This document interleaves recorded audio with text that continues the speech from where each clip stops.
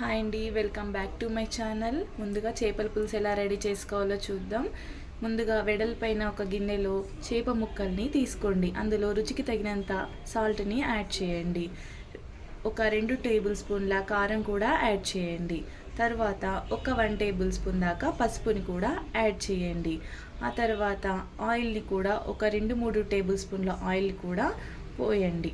తర్వాత 1 కానీ 2 కానీ టేబుల్ స్పూన్ల అల్లం వెల్లుల్లి పేస్ట్ని కూడా యాడ్ చేయండి. యాడ్ చేసి మొత్తం అంతా కలిపేసుకోండి. తర్వాత ఒక గిన్నెలో ఆయిల్ వేసుకొని ఒక మెంతులు కొంచెం వేసుకోండి. తర్వాత ఉల్లిపాయలు, పచ్చిమిర్చి వేసుకోండి. తర్వాత టమాటా కూడా యాడ్ చేసేసుకొని అదంతా మగ్గాలండి. మగ్గేంత వరకు కూడా కొంచెం మూత పెట్టేసి ఉంచాలి, కలపాలి. తర్వాత అందులో ఒక్కొక్కటిగా చేప ముక్కలను వేయండి. చేప ముక్కలను వేసాక చింతపండు రసంని కూడా పోసేయండి.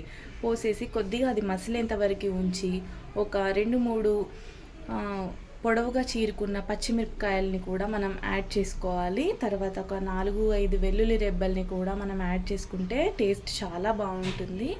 అండ్ ఒక టేబుల్ స్పూన్ ఫిష్ మసాలా పౌడర్ని కూడా యాడ్ చేయండి.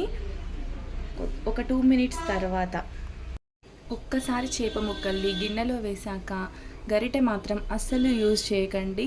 ఆ గిన్నెని మాత్రం కొంచెం అటు ఇటు కదపాలి. లాస్ట్లో కొంచెం కొత్తిమీరని కూడా వేసేయండి.